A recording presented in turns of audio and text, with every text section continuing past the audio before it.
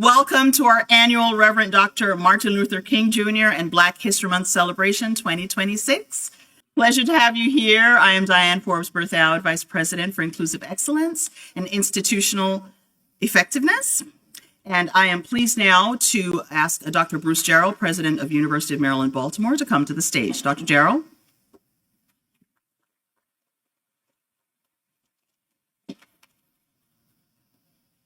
Thank you, Dr. Forbes-Berthoud. It's a pleasure to be here. This is always a big-time event on this campus, and I'm pleased to be a part of it. Things are messed up here. Diane, what did you do to the state? So we're celebrating Black History Month and the legacy of Reverend Dr. Martin Luther King Jr. I certainly support that legacy fully in this university. He certainly reminds us that each of us has the power to create meaningful change in the lives of others. And I hope that we all keep that in mind, because that's what universities do, create change in the mind of others and in the spirit of Dr. Martin Luther King Jr. We stand for serving the public good and improving the human condition, and we stand by our values, our core values, and many of you know equity and justice is two of those core values. And I hope that we will all keep that in mind. I know we will in this room, and I know I will, because of course we're having that challenge these years, aren't we? And I hope that we just stand our ground to the extent that is possible, because these are important principles for us to stand behind. Here at UMB, our hope is to continue to create and further a community of inclusion, that we advocate for all members of our community, and that our actions speak louder than our words. I am very pleased to be here. I'm also pleased here to hear from our keynote speaker, who's coming up next, and our spoken word performer, which is always a high point of this session as well. Before I do step down and let the agenda proceed, I want to thank and congratulate all of the award winners who are here. Congratulations. Nice to have you here.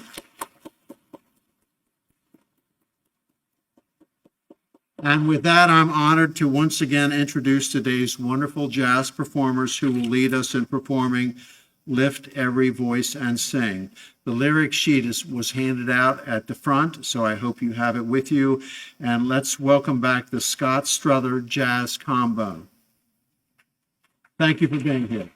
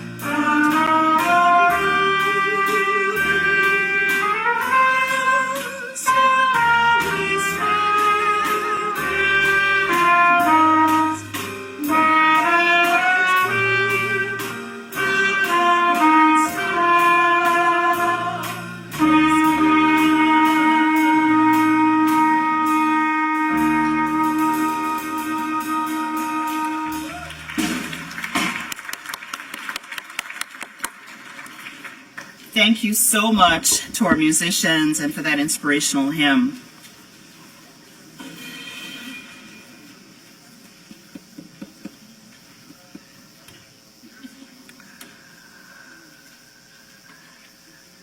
In his August 1963 I Have a Dream speech, Dr. Martin Luther King said, "We have also come to this hallowed spot to remind America of the fierce urgency of now. There is no time to engage in the luxury of cooling off or to take the tranquilizing drug of gradualism. Now is the time to make real the promises of democracy. Now is the time to rise from the dark and desolate valley of segregation to the sunlit path of racial justice. Now is the time to lift our nation from the quicksands of injustice to the solid rock of brotherhood. Now is the time to make justice a reality for all." At UMB, we continue our commitment to core values of equity and justice, and we continue to act decisively and ethically to improve the human condition and address the pressing, intractable needs of our society. As Dr. King reminds us, our lives begin to end the day we begin to come silent about things that matter. Amanda Gorman, first National U.S. Poet Laureate, in her recent poem, stated, "Fear not those without papers, but those without conscience. Know that to care intensively, united, is to carry both pain dark horror for today and a profound daring hope for tomorrow. We can feel we have nothing to give and still beloved this world waiting, trembling to change. If we cannot find words, may we still find the will. If we ever lose hope, may we never lose our humanity. The only undying thing is mercy, the courage to open ourselves like doors, hug our neighbor, and save one more bright, impossible life." Today's keynote speaker is Dr. Chris T. Pernell, Director of the NAACP Center for Health Equity, Fellow and Regent at Large, American College of Preventive Medicine, Clinical Assistant Professor, Department of Medicine, Rutgers, New Jersey Medical School, and the founder and CEO of the Esther Group. Chris Pernell is a dynamic physician leader and social change agent. In her practice, she focuses on health justice, community-based advocacy, and population-wide health promotion and disease prevention. A champion of public health, Dr. Chris is director of the NAACP Center for Health Equity, which is charged with driving equitable health outcomes and transforming healthcare systems while valuing the whole person.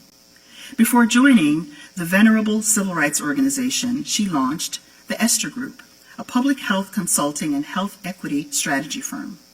As its founder, she lives the mandate to dare a future where organizations, communities, and systems can innovate for a better world and humanity.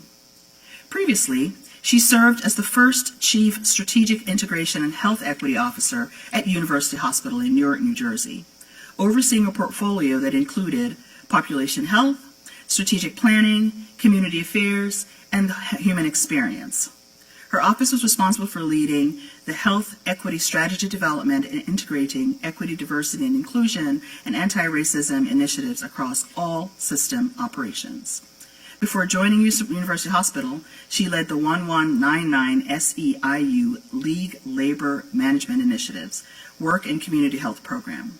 Working with 119 SEIU, leaders and frontline workers at the nation's largest health care union and executive partners across the New York City health care institutions, her efforts centered on workplace health equity, strategies, workforce empowerment, health equity, and health system transformation. Dr. Chris is a charismatic and leading voice in preventive medicine and public health. She's also spearheaded issues such as criminal justice reform, care for justice-impacted populations, evidence-based wellness programs, civic health, and high-quality education.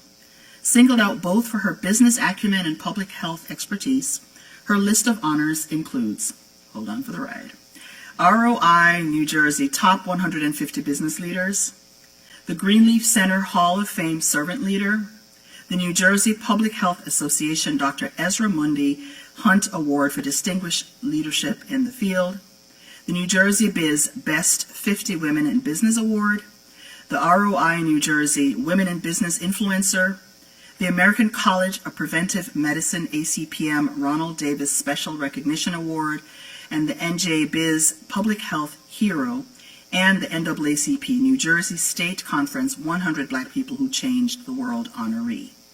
She is a frequent contributor across TV, radio, and print media, and she regularly speaks at professional symposia, social forums on community well-being, population health, and faith-based initiatives.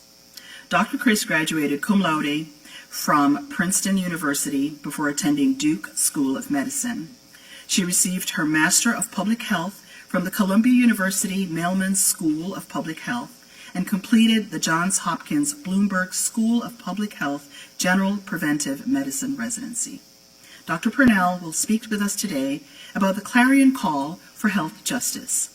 No retreat, no surrender. Please join me in welcoming the 2026 Martin Luther King Black History Month speaker, Dr. Chris Pernell. Chris?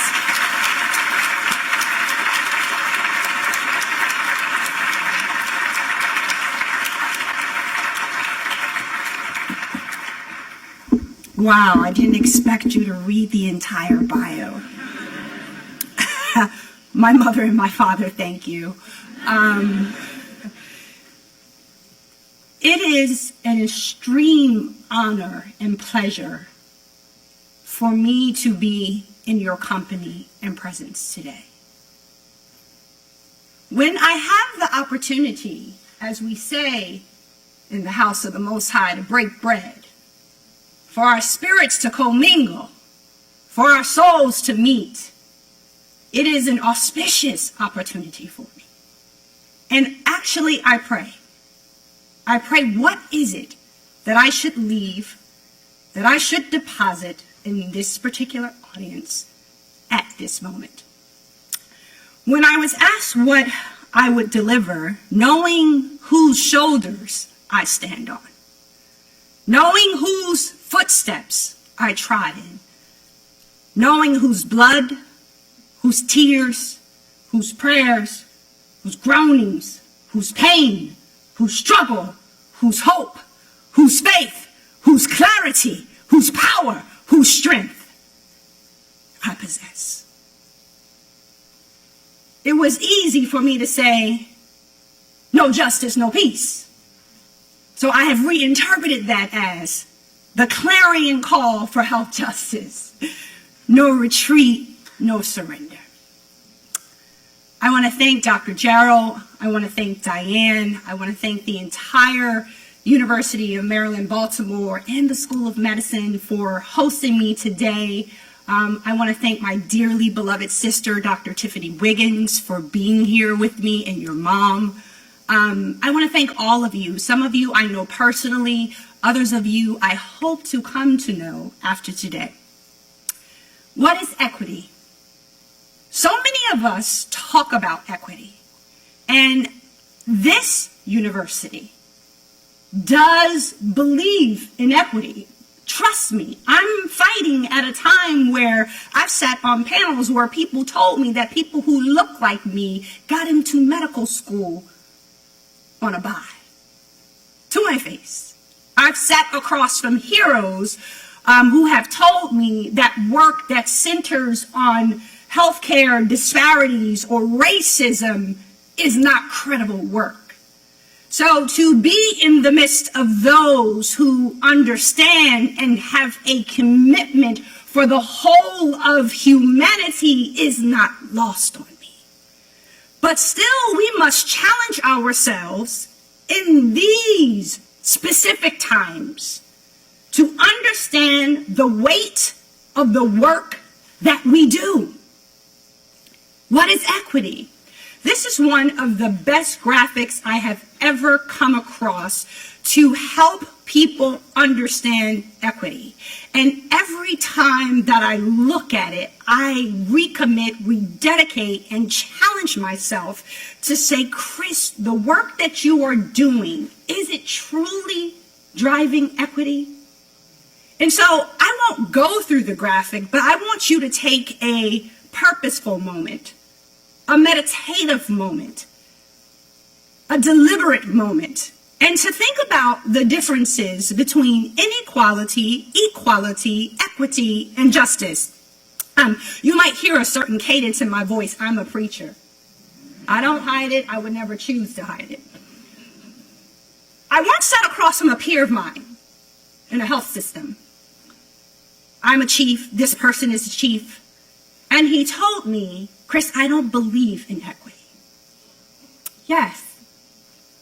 He said, I don't believe in equity. It was like saying, I don't believe in the work you were hired to do. Right? And he said it should only be about equality.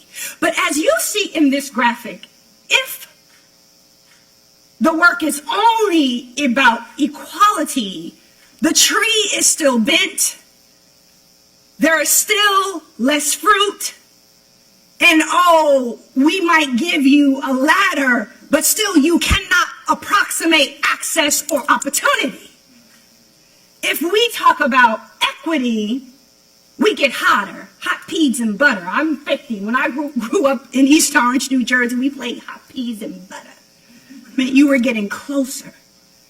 So when we talk about equity, we're talking about, okay, I recognize that historically and even in a contemporary fashion that the landscape, the systems of the status quo, the institutional inertia that exists requires there to be specific interventions that target the very disparities or target the very issues or target the very realities that you live in. So this population will get a different size ladder. But I dare say to you, that tree is still skewed and that fruit is still sparse. So many of us do this work, but equity is not the sum total. It's not the solution. It actually is a pathway. It is a tool. And whether I have been in the environment of unions, or whether I've been in the environment of labor management, or whether I've been in the environment of academia, or whether I've been in the environment of health systems, or whether I've been in the environment of state, local, and federal governments, or whether I've been in the environment of a civil rights organization, justice is difficult work. And in honor of the man, the pantheon, the leader, the legend, in whose name we gather today, justice is necessary work. So unless you're working on fixing the tree, unless you're working on populating fruit, then we really are missing half of the battle. There are certain slides that you will see that need no explanation. They only need you to breathe them in. What is health justice? And so frequently you will hear people talk about health equity, you will hear people talk about health justice. And this slide I used to call what is health equity. I have had the awesome pleasure of training among, working among, leading among, growing among, iron sharpens iron among some brilliant, brave minds and souls. And Dr. Cameron Jones, who I call on still to this day, she popularized a definition of health equity that I believe is of the best definitions that are available to us in our language and our lexicon, but more importantly, shape our actioning, our tools, our solutions, and our strategies. Dr. Jones says that health equity is the assurance of the conditions for optimal health for all people. There's one word that I want you to focus on. I want you to focus on the word assurance. And you might say, what does assurance look like? I'll take you to the pandemic. I find myself in a safety net hospital in Newark, New Jersey, which is ground zero for the COVID pandemic. I find myself the daughter of a man who loses his life to the COVID pandemic. I find myself the cousin of two cousins who lose their lives to the COVID pandemic. I find myself the sister of a woman who's struggling through breast cancer, gets COVID, working at a large retail, and is fighting both COVID and breast cancer at the same time. I find myself watching a community vanquish, and I find too many people still silent about why certain groups and populations are disproportionately being impacted. And I say, Chris, what are you doing? That really would make a difference. Yes, we were trying to push care as best we could where people were. Telehealth, right? We were at a safety net hospital. We struggled to create telehealth. During the pandemic, we raised telehealth in 1 week. That's intentionality, right? So when we talk about insurance, there is an intentionality to make systems conspire to do what is necessary to make the tree upright. Systems conspire to do what is necessary to populate fruit on all sides. At one point during the pandemic, you could get a test of COVID for free. At one point during the pandemic, the federal government sent tests to your home address if you gave them your address. At one point during the pandemic, there wasn't a veil that said if you were insured and if you're not insured, you're going to get different access to a vaccine. At one point during the pandemic, if you were enrolled in Medicaid, you could not be disenrolled. That's assurance. So actually, I challenged myself and said, well, that's not the definition of health equity, then that's the definition of health justice. And so when we say there's a clarion call for health justice, I need you to breathe in another photo. The indomitable Fannie Lou Hamer. Nobody's free.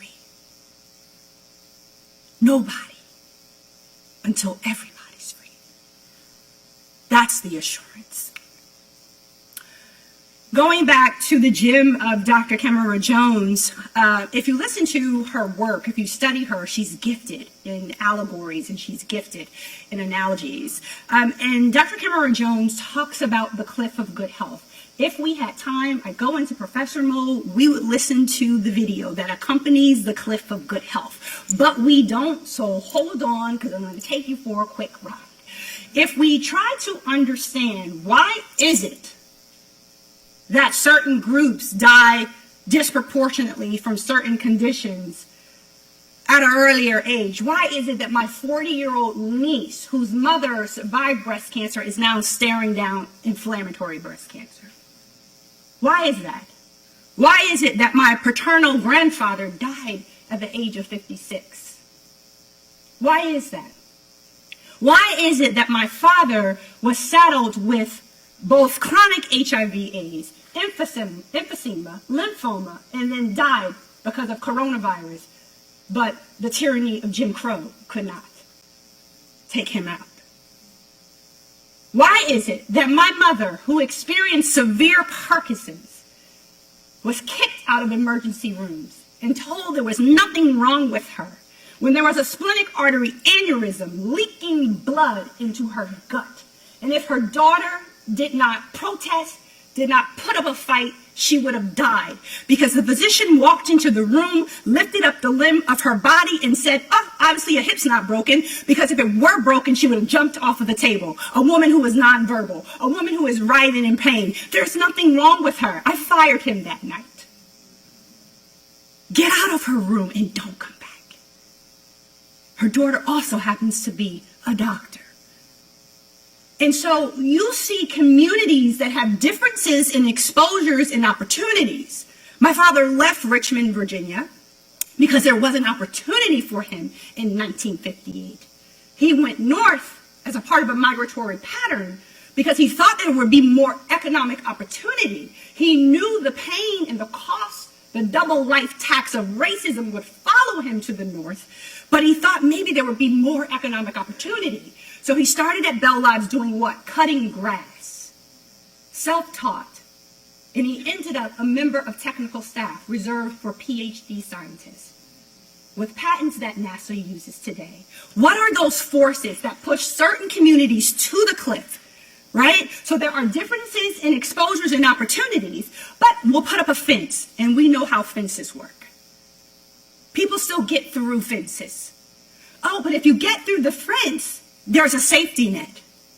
We know how safety nets work. There's still holes or gaps in safety nets, right? And there's differences in access to care. I remember I found myself, I graduated from Duke, right? I found myself, I go out west. I thought I was going to be the next Ben Carson. I thought I was going to be the next greatest brain surgeon this world had ever seen. Little did I know it was better for me to be the first Chris, right? I still didn't know that at this point.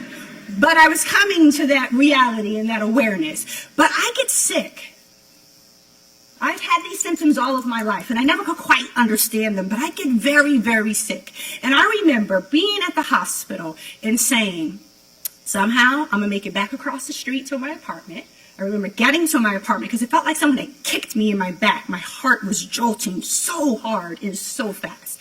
And by the time I got to my apartment, I remember saying, I think I'm going to be admitted to the hospital. That's the last conversation I had that night. I fell onto my bed. Somehow I got up the next morning. Somehow I made it into the hospital. Somehow I attempted to round patients. And by the time the team was running and down the stairs, I passed out going down the stairs.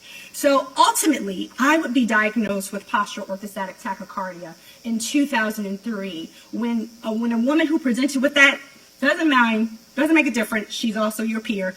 Oh, this is anxiety. This is stress. This is all in your head. So it took me some time to get on the right medical regimen, but that's also the time for my ejection fraction to drop, right? So that's the differences in access to care and quality of care. So what is the work of moving communities away from the cliff? What is the work of changing the topography or the geography, if you will? What is the work of making the fence not escapable? What is the work of plugging the gaps in the safety net? What is the work of the ambulance that goes the wrong direction? I have stories for days.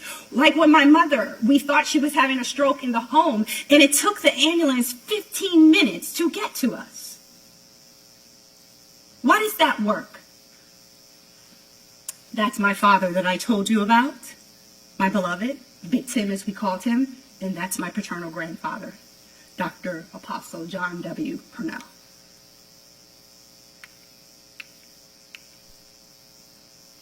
And as we begin to wrap up, in understanding the difference between health equity and health justice, you are living this graphic right now in the United States of America. You are living the graphic where the majority of what happens to you from a health position is because of where you live, because of the zip code that you are in. I told you that my mother suffered what we thought was a stroke at home, and it took the ambulance 15 minutes to get to her. Though her daughter is on the phone saying, this is what's happening, you all need to get here. She's somnolent. We're concerned. You need to get here. Zip code is determining outcomes. But why is zip code determining outcomes? Zip code is determining outcomes because of political, social, economic, and cultural forces and pressures that group certain resources in certain locations, systems that stratify access and opportunity according to certain privileges, leading to the outcomes that we see. Right now, I've either had someone call me on the phone and curse me out in the name of Jesus. Yeah, that one always gets me, right? Because they close it out with in the name of Jesus. I'm like, okay. Cursing me out in the name of Jesus because of the work that I do, because of the ability to continue to speak truth to power. Or someone saying to me, aren't you afraid that you might lose opportunity or professional standing for calling out the racism in the room, for calling out the sexism and the genderism, for calling out the transphobia? Aren't you afraid that there will be repercussions? I told you from whence I come. Whose shoulders, whose blood, what stock? But collectively, I know that as a nation, maybe you live in a different community than me. Maybe you have a different history than me. But if I'm falling off the cliff, you're falling off the cliff too. And we're experiencing that right now. I spoke to you about my mother who I lost to Parkinson, my mother who had suffered misdiagnoses, my mother who had struggled to get the right appropriate care. The picture that you see off to, from my perspective, the right, is my maternal grandmother and grandfather. My mother is in my grandmother's arms, and her twin sisters are standing at the knee. Those two little babies were born in Newark, New Jersey, twins, premature, and somehow survived in 1937. My mother was born in a house in Clarksville, Virginia, and is the one who has passed before the two twins who are still alive today in 88. So in the NAACP, as I wrap, we have a set of tools and skills that are nurtured around those tools that I want to name for you. And I want you to ask yourself, as you sit where you sit, and as you listen, which of these tools am I utilizing or deploying? So we call it the 7-point advocacy model, right? In the NAACP, issue advocacy, policy advocacy is the name of the game. The fact that wage garnishments did not start of people who had already defaulted on their school loans is because of the activities of the NAACP and others behind the scene, okay? And so we have many different weapons, mobilizing, activating community. There are over 2 million members in the NAACP, approximately 2,000 branches, different levels of capacity, different assets, different levels of activity. But the ability to galvanize and activate and mobilize community around an issue such that people understand through a literacy lens that is connected to their lived experience, research, right, building new knowledge. Right now, the erasure of public health data is staring us in the face. And as we delete data stories, we say that those lives are not equivalent. We say that those lives don't demand an accountability. So what do we do in the NAACP? We've populated out a research tool. We have almost 23,000 responses, predominantly Black people across the United States, of what they believe are the neighborhood level resources that contribute to their health and well-being. Storytelling. You heard me today tell stories about my experience, the experiences of my family. If we are not uplifting the stories of those who are the most harmed, the most abused, the most disenfranchised, those who consistently are pushed off of the cliff, then we are doing a detriment to the population as a whole, because the population as a whole can't thrive and flourish as long as a half is not thriving and flourish. Advocating, centering equity, continue to use the language of equity, continuing to do the work of equity, though there are funding schemes that are overtly politicized so that equity would crumble. We are watching public health infrastructure be decimated in real time, but we have to, without a doubt, we have to, with the spirit of Fannie Lou Hamer, hold fast to the work that we do. We have to be creative. We have to be strategic that this work will continue. Litigate, right? We use the tool of litigation in the NAACP, whether it's signing on to an amicus brief, whether it's taking a case into the courts ourselves to say this is not just and this cannot stand. And convening, fostering collaboration. I have people in this audience today, Hillary and Daniel, that I've worked with, right, that we bring together to say, how can we conspire, right? Health justice is systems conspiring to create safe spaces so that communities could flourish. And finally, train, expand, expand, expand, expand. You are not the only leader in the room. You are not the only expert in the room. There's somebody who perhaps doesn't look like you. There's someone who doesn't talk like you. There's somebody who doesn't have the degrees that you have. They didn't go to the schools that you went to. They don't have the economic resources that you have. But they have a spirit, an indomitable spirit. They have a creativity. They have an ingenuity. They have an experience that equips them with a know-how that lack of experience can never begin to imagine.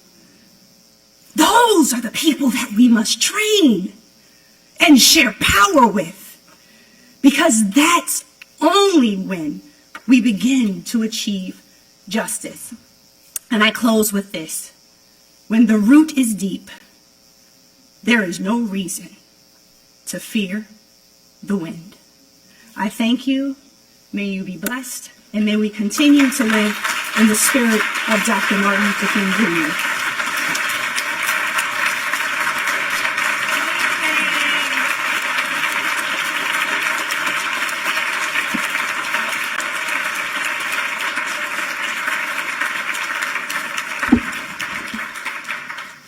Thank you, Dr. Pernell. I'm sure we learned a lot today about health equity and justice and things that we can do in our current conditions.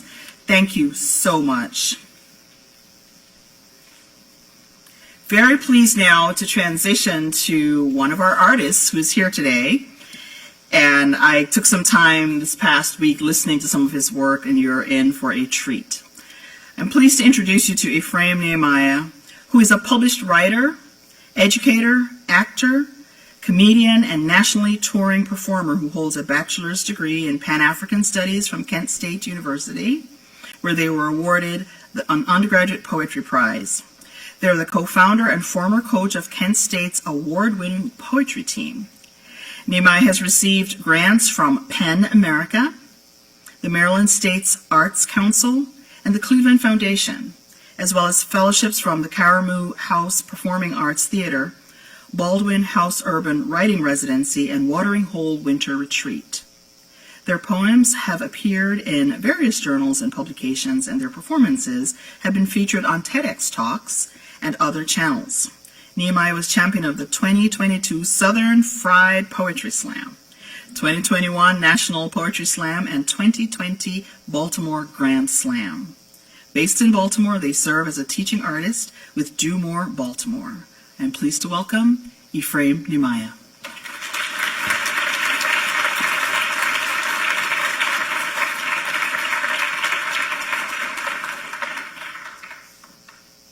Thank you so much. Thank you so much. It's always strange to hear your bio out loud, but I appreciate you. When considering this event, I thought of this song I heard a lot as a child. I Just Can't Give Up Now by Mary Mary. Some of y'all know it? All right, good, because I'm gonna need some help later. I am grateful to be an artist. I feel like every movement requires art, whether to imagine a world that does not yet exist, to show us what we're fighting for, or to give us a strength to endure what we are currently existing in. And these are one of these songs that really helped me push through. And if you don't know it, hope you learn. We're going to try it out together, because I can't sing, so we going to have to sing. Y'all got me? The rest of y'all got me? All right. It's I just can't. I come too far from where I started from. Nobody told me the road, but I don't believe he brought me this far to leave me. Y'all sound so beautiful. I'm gonna need that again now. All right, so don't leave me hanging. It's gonna be a part I'm gonna be like, here, and I'm expect y'all to start singing with me. Cool? The fight for freedom is still happening today. And the work is like a choir. We all have a part to play. We do not walk on our own. Our ancestors are still with us here. They say they killed a dream on a balcony, but be clear, you cannot murder a revolution. We are the spirits of those who know nothing about the word no when it comes to liberation. Only how long till we get there? My student Malachi, he learns of a tragic history and a dark past.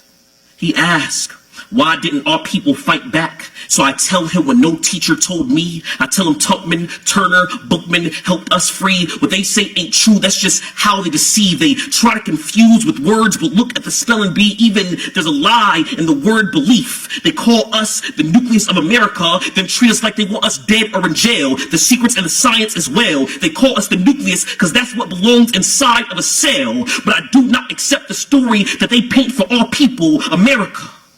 We brought you into this world, and we can take you out.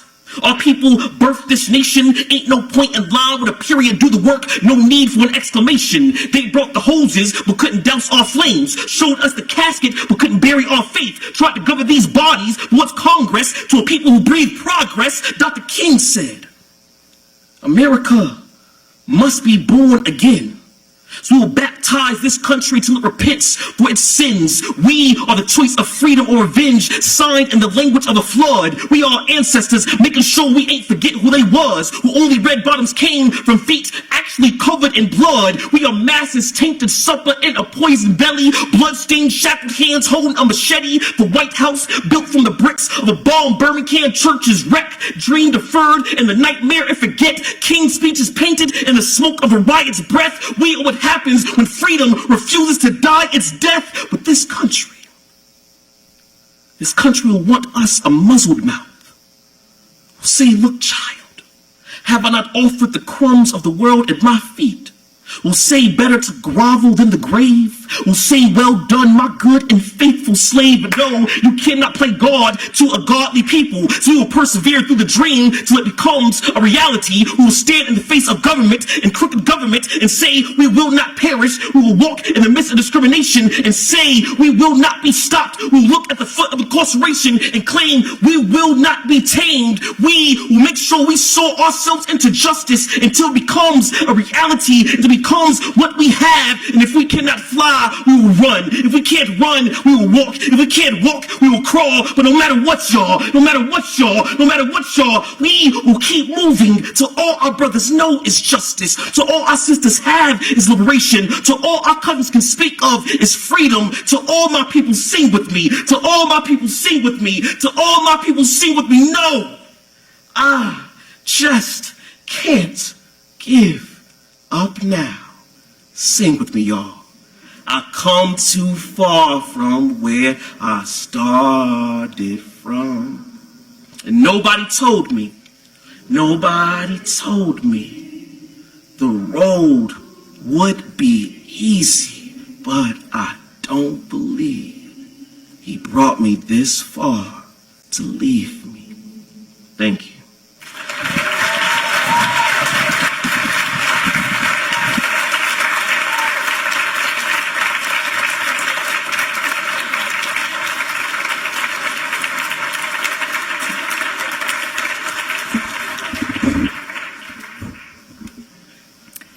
Thank you. Thank you so much. Thank you so much, Ephraim, for that inspiration and challenge. That was inspiring. Thank you.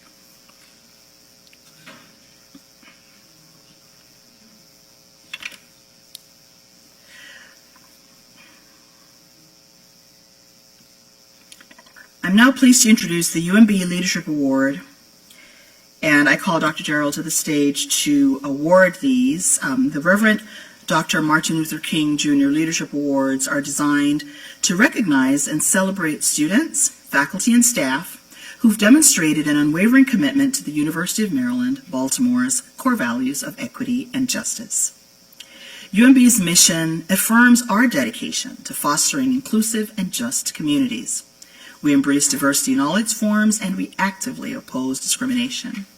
These awards honor individuals whose work reflects these principles through projects, initiatives, and leadership, and they have sustained impact in UMB's community and beyond. By uplifting those who champion these core values, the Leadership Awards serve not only to celebrate success, but also to inspire continued progress toward an equitable and inclusive future. 3 award categories will be presented. Individual or groups will be recognized in the following categories. First, Outstanding UMB Faculty or Unit, Outstanding UMB Staff or Unit, Outstanding UMB Student or Student Group. At this time, Dr. Gerald will present these awards. I just want to thank our keynote speaker and spoken word speaker. Those were fabulous presentations, and thank you for them. Thank you very much.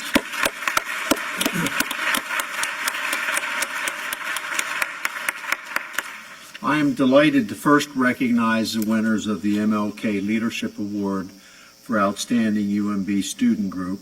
student members of the School of Nursing Strategic Engagement and Impact Council, SEI.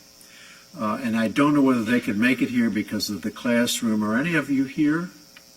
Please come up. Okay.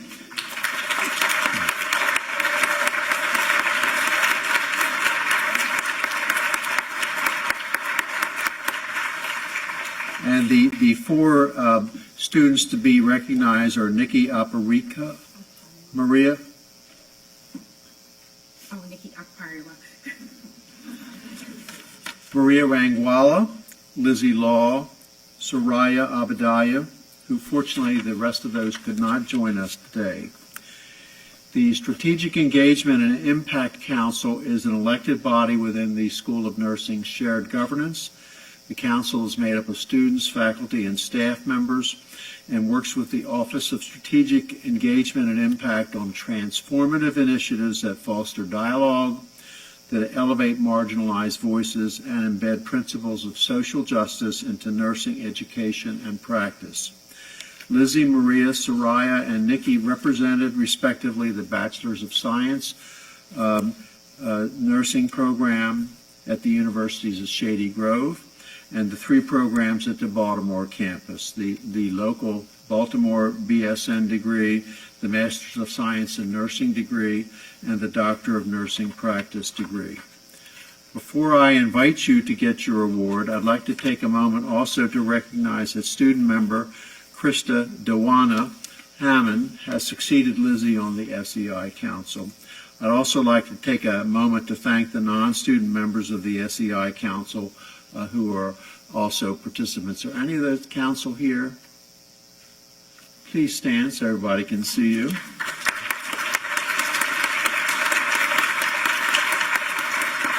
Thank you. So congratulations on this year's award. We have an award, don't we? It's always nice. So congratulations on behalf of the university. Please tell your fellow students. Thank you. Thank you so much.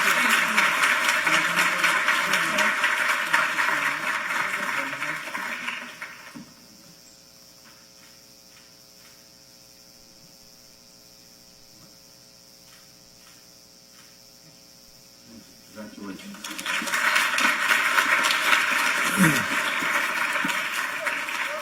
Next, I am excited and pleased to recognize this year's MLK Leadership Award winner for Outstanding UMB faculty member, Dr. Tanya Webb.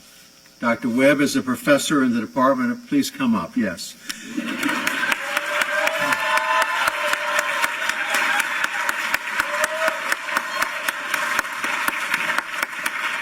Dr. Webb is a professor in the Department of Microbiology and Immunology and also Assistant Dean for Student Engagement and Student Life in the School of Medicine. She is a leading immunologist and research scientist whose roles reflect her long-standing commitment to advancing representation in research. She directs 3 pipeline programs funded by the American Cancer Society to broaden participation in cancer research by fostering an inclusive culture and supporting scientific innovation. She developed a partnership with STEM CX to help develop biomedical research experiences for high school students. She also serves as president of the board of directors for the Biotechnical Institute of Maryland, a not-profit that provides tuition-free training in basic science laboratory skills to talented, unemployed, and underemployed Baltimoreans. Please join me in congratulating Dr. Tanya Webb.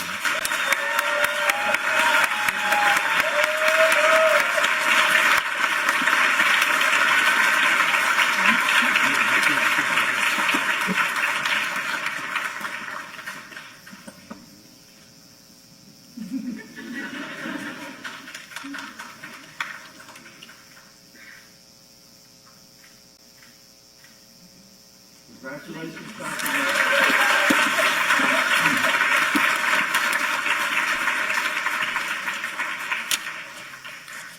Last but not least, I'm excited to recognize the winner of this year's MLK Leadership Award for Outstanding UMB Staff Member, Detective Corporal William Epperson. Detective Corporal Epperson has been with the UMB Police and Public Safety for nearly 30 years. In addition to his policing role, he has worked to build positive relationships between the department and the Baltimore community by organizing outreach initiatives such as food, clothing, and shoe drives for those facing housing problems, and dinners for patients staying at the American Cancer Center's Hope Lodge on West Lexington Street, right outside my office. Detective Corporal Epperson has been president of the Fraternal Order of Police Lodge number 141 for 4 years, helping us to negotiate memorandums of understanding between the union and university management. Outside of UMB, he is an assistant football coach with Archbishop Curley High School in the city, where he also mentors the team's players and offers guidance during college application. Unfortunately, Detective Corporal Epperson could not be here today, but we are very grateful to have Patrolman First Class Aaron Perkins here to accept the award on his behalf. Corporal?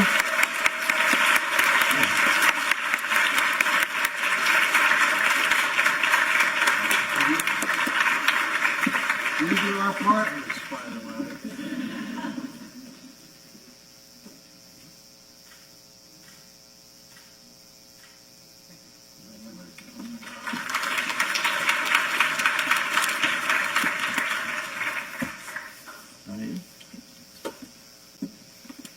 Thank you so much, Dr. Gerald, and a big congrats again to all of our award winners. Thank you so much.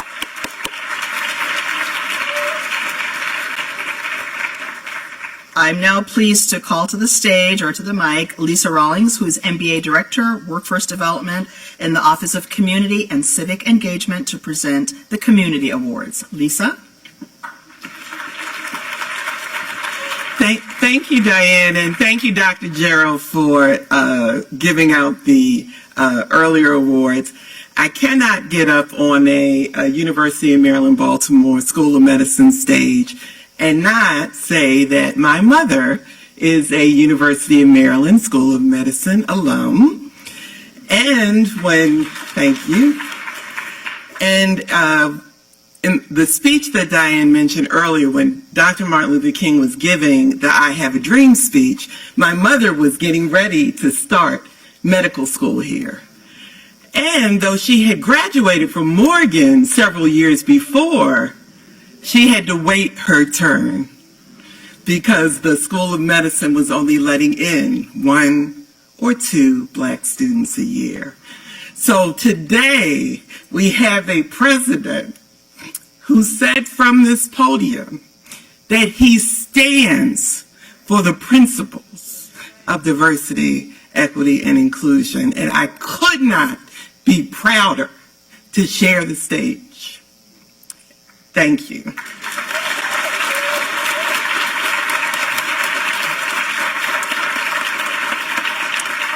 And so I represent the Office of Community and Civic Engagement, and I am also proud of us as a university because we could stand up here and just recognize each other, right? We have fabulous faculty, we have fabulous students and staff. We could just say, look at us. But instead, we recognize our partners from the community. I want to say thank you to us, pat ourselves on the back for that. And I also want to recognize our first University of Maryland, Baltimore Community Champion of Equity and Justice, Reverend Franklin Lance.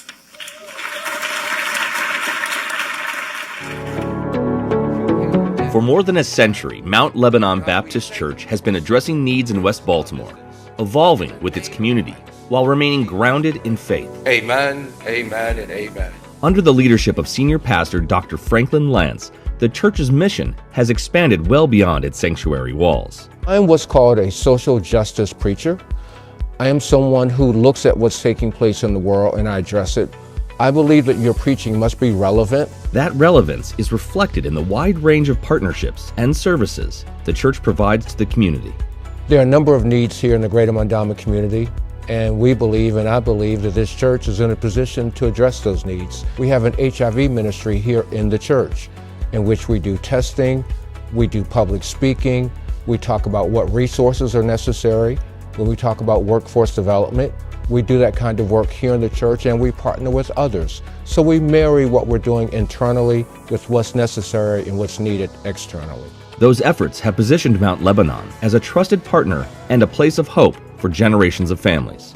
Yes, it is our job to talk about soul salvation, and so we talk about what happens after we die, but we also have to address what's happening now. And so as long as there are needs and as long as we can address them, I'll be here. Congratulations to the Reverend Dr. Franklin Lance for receiving this year's Community Champions of Equity and Justice Award.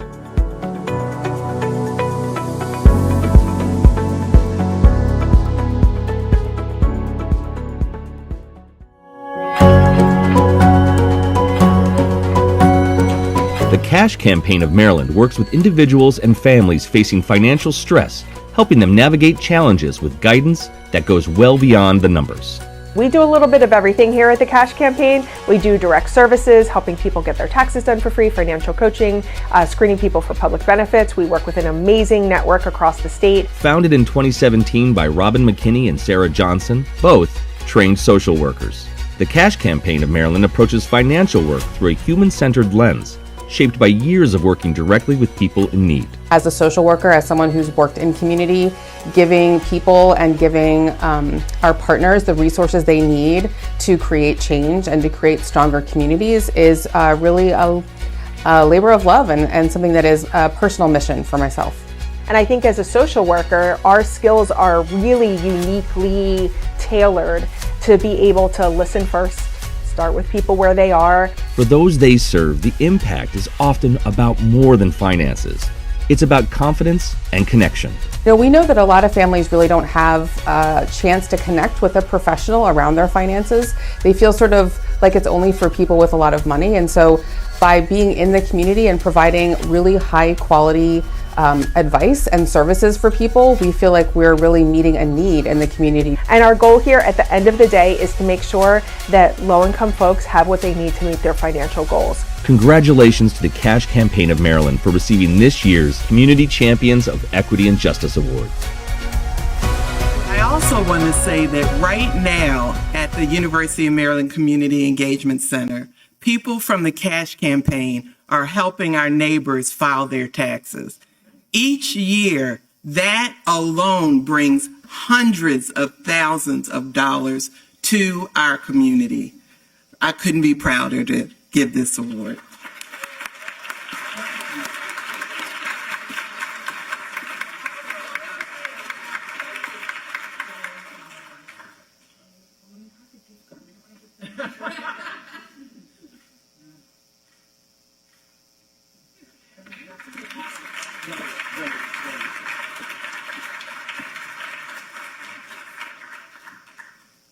All right, turning it back over to Diane.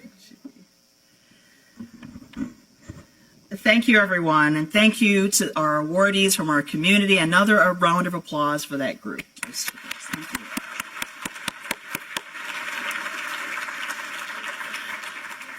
I'd like to thank you all for being here today. I'd like to give a special thank you to my team, which is the Inclusive Excellence and Institutional Effectiveness team, and our comms team for helping this to be such an awesome, amazing event, to our performers, and to our speaker, Dr. Pernell. Again, big thank you again to that group.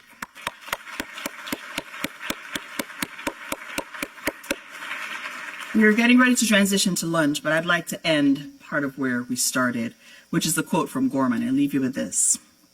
Fear not those without papers, but those without conscience. Know that to care intensively united is to carry both pain, dark horror for today and a profound, deep, daring hope for tomorrow. We can feel we have nothing to give and still beloved this world, waiting, trembling to change. If we cannot find words, may we find the will. If we ever lose hope, may we never lose hope in our humanity. The only undying thing is mercy, the courage to open ourselves like doors, hug our neighbor, and save one more bright and possible life. Thank you to the Scott Schroeder's Jazz Combo. We'll hear them for lunch. Please join us for lunch after this, and happy Black History Month. Thank you so much.